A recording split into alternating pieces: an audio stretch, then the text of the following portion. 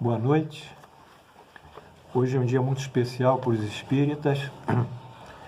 Comemoramos o aniversário de Eurípides Barçanufo, que foi um grande espírita, médium, pedagogo. Fundou o primeiro colégio espírita do Brasil, chamado Colégio Allan Kardec, na cidade de Sacramento, a 80 quilômetros de Uberaba. Portanto, reverenciamos aqui o primeiro professor espírita regular no Brasil, o primeiro colégio no interior de Minas, no Triângulo Mineiro. As saudações do nosso curso ao insigne senhor Eurípides Barçanufo, médio de muitas mediunidades também.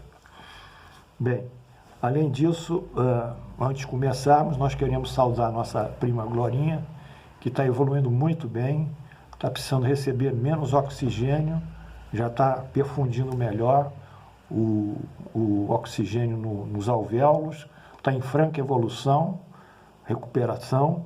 Ao Luiz Guilherme, doutor Luiz Guilherme, que é um grande médico,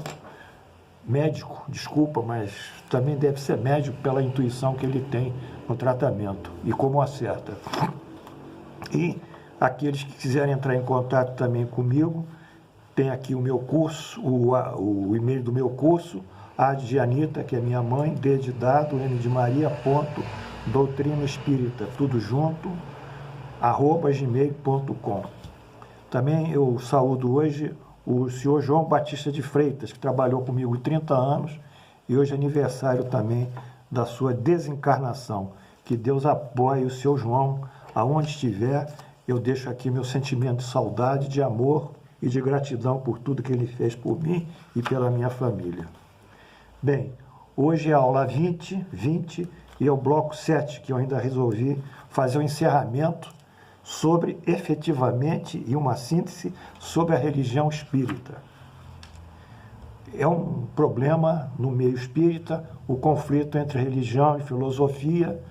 Há muita discussão, muito debate, muitos antagonismos, mas aqui eu acho que nesse curso a gente consegue dar uma resposta que unifica o espiritismo com a sua filosofia, com o seu lado experimental, que é o lado da mediunidade, ao aspecto religioso. Vamos então ver com calma, porque é uma aula que eu trabalhei muito bem, tentei fazer o melhor, aliás, né? Então, nós consignamos inicialmente que a religião espírita é uma religião natural. A religião natural tem como base um envolver dos sentimentos do indivíduo diretamente para Deus, sem intermediação de qualquer clero. Então, ela nasce naturalmente, espontânea, a religiosidade do homem, que pode depois configurar, quando ele estuda mais, as condições de vida dele, o futuro, os diversos aspectos da sua existência, a sua relação com Deus, ela pode ter um caráter mais estruturado e ganhar uma espécie de religião. Mas antes disso, de consignarmos a religião espírita, o que ela realmente representa, como aspecto da religião natural, nós temos que fazer uma diferença entre a religião humana e a religião natural ou espírita. Vamos lá, devagarzinho.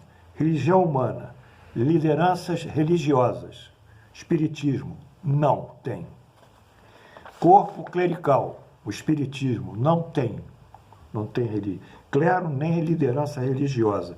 Dizem que o Chico Xavier é liderança, mas a doutrina espírita não aceita isso. Nunca propôs ter líderes, né? Ele pode ter uma grande contribuição, mas nós não podemos aceitá-lo como líder nosso, né? Porque a gente só aceita intermediando a nós, a Deus, maximamente Jesus. Depois, a hierarquia. A religião humana tem hierarquia. A religião natural não tem hierarquia. Não há hierarquia. A religião humana tem teologia, que é um código de leis e de dogmas e de comprometimentos e artigos de fé que formam justamente um código de comportamento dos que seguem essa religião, um código de penas e absolvições, de graças e castigos. Então, a teologia ela procura normatizar a conduta daqueles que seguem aquele credo, né? e quer também normatizar a forma do indivíduo se alcançar a sua religião, alcançar Deus e alcançar sua relação com o sagrado. O Espiritismo não tem teologia, não existe isso para nós. As religiões têm uns aspectos exteriores de paramentação, de incensar, de acender velas, de cultos, de cânticos, enfim, de uma série de atos que nós chamamos liturgia, litúrgico. O Espiritismo não tem liturgia, ele é puro de si mesmo. A nossa relação é Deus conosco e através dos nossos conhecimentos que temos da divindade maior. Intermediação religiosa. As religiões sempre terão um intermediário religioso fazendo a triangulação entre o seguidor da religião, o crente, o sacerdote e Deus. E de Deus para o sacerdote para o crente. Quer dizer, segue esse rumo e o crente não tem acesso direto a Deus. Ele terá que buscar a intermediação e seguir a conduta proposta pela teologia daquela religião e os aspectos do culto pela liturgia. O Espiritismo não tem intermediação. Nosso direcionamento é direto, a nossa fé é direta. O caráter institucional, essas religiões depois elas vão crescendo e formam uma verdadeira instituição, um corporativismo.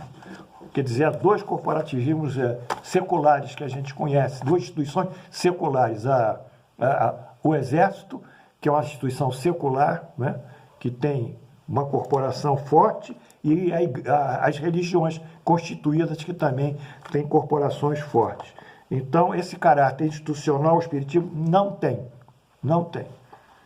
Portanto, essas são as diferenças que eu queria relacionar entre a religião humana que é criada pelos homens e a religião natural espírita. Ela não tem nada, ela vai seguir individualmente, por cada um de nós, de acordo com a nossa consciência e nossos conhecimentos e nossa relação com Deus. Muito bem. Posto essas diferenças entre a religião humana e a religião natural e espírita, e eu acho que eu estou avançando nesse ponto que eu acho muito crítico dentro do Espiritismo, que pouca gente conhece isso, eu vou me ater agora aos pontos doutrinários do Espiritismo, que constituem a argamassa da religião espírita. São os pontos doutrinários. Vamos ver. Primeiro ponto doutrinário, Deus. O Deus segue a proposição axiomática. Toda causa, todo efeito tem uma causa. Toda causa gera um efeito. Causas inteligentes geram efeitos inteligentes, não é? Então, a causa proposta pelo Espiritismo, segundo esse axioma da relação causa e efeito, é Deus, que é a causa primária de todas as coisas e a inteligência suprema, de acordo com o que consta no nosso livro dos Espíritos. Portanto, a proposição axiomática causal, né, nesse momento, é que Deus é a inteligência suprema e a causa primária ou primeira de todas as coisas. Esse é o primeiro item nos nossos pontos doutrinários. O segundo, a existência do Espírito, que é uma criação de Deus, como tudo, e que tem inteligência, vontade e consciência. Como o Espírito tem inteligência, ele se diferencia de toda a criação divina, porque ele forma um aspecto pela sua razão, pela sua lógica, pela sua reflexão, pelo seu raciocínio, forma um ser diferenciado da criação. Outro item, a justiça divina. A justiça divina é plena, sábia, cheia de amor e bondade, e justa em si mesmo. A justiça divina, ela gera a lei da causa e efeito. Deflui da justiça divina a lei da causa e efeito. Ou seja, a lei da causa e efeito equilibra toda a criação. Se a gente for ver um fenômeno físico, veremos que tem um polo positivo, um polo negativo. Numa reação química, há um lado que ganha elétrons, há outro que perde elétrons. Há sempre esse intercâmbio positivo-negativo, ganho e perdas. E isso é regulado justamente pela lei da causa e efeito, que se estabelece sobre a criação, desde o reino animal. Particularmente no homem, a lei da causa e efeito ela promove a reencarnação. Quer dizer, o indivíduo ele vai agregando vida a vida mais inteligência, mais saber, mais conhecimentos, mais moralidade. E, ao mesmo tempo, em vidas passadas, violenta as leis divinas. Então, ele nasce para reparar a violência cometida ou expiar esses fatos, se forem mais graves, sofrer por isso, mas tudo isso é pedagógico. O Espiritismo não é masoquista, ele não procura o sofrimento, ele não crucifixa ninguém, preste atenção, ele é sempre positivo, construtivo, progressivo, evolutivo. Portanto, nesse sentido, a reencarnação para nós é um mecanismo de progresso. E quando nós encarnamos, nós vamos ter novas experiências e novos aprendizados. Segue-se com a encarnação o livre-arbítrio, que é a opção que nós temos de escolher solitariamente. E dentro disso temos o livre-arbítrio construtivo, que é o amor ao próximo, e a sua face material, a sua face de ação no mundo, propriamente dita, que é a caridade, que é a grande perfeição que o Espiritismo coloca. Então, o amor ao próximo vai nos gerar uma ação concreta, material, espiritual, junto ao próximo, que é a caridade. Mediante esse processo evolutivo, o indivíduo vai progredindo e busca o seu finalismo, que é a perfeição. Alcançada a perfeição no planeta Terra, ele vai para um planeta mais evoluído. Então, Jesus foi o ser mais perfeito dentro das coordenadas do planeta Terra, quando aqui encarnou. Depois a gente pode ver isso. Mas há outros planetas mais evoluídos, com outros indivíduos também bastante evoluídos. Então, são esses os pressupostos, né, que nós queríamos caracterizar, que constituem os pontos doutrinários, a argamassa da doutrina espírita. Em cima disso, nós vamos ter a nossa experiência religiosa, que a fé raciocinada nos faculta.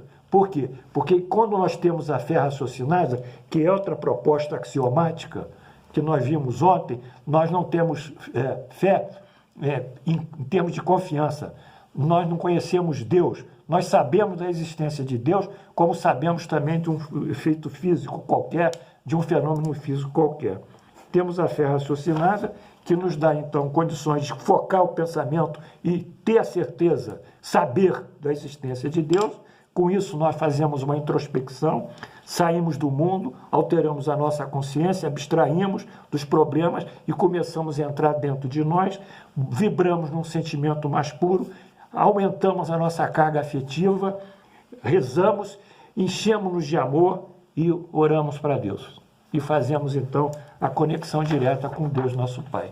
Então, é nessa movimentação toda que eu pude trazer a vocês hoje, que vai ser concretizada numa apostila. Eu estou com um problema aqui de algoritmo, de fazer esses algoritmos, que tem uns programas que eu não domino. Então, eu vou pedindo paciência a você, mas elas vão chegar, porque eu trabalho muito em algoritmos. E a partir disso, vocês viram a grandeza da doutrina espírita, que nos faculta a religião natural ou religião espírita. Eu espero que o nosso grande mestre Eurípides Barçanufo esteja visto o nosso trabalho.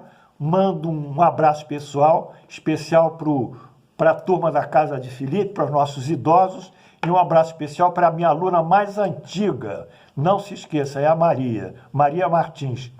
Ó, essa florzinha é para você. Você é a aluna mais antiga minha, está comigo há uns 25 anos estudando no Frei Luiz. Que beijo para vocês todos e um bom fim de semana, se Deus quiser.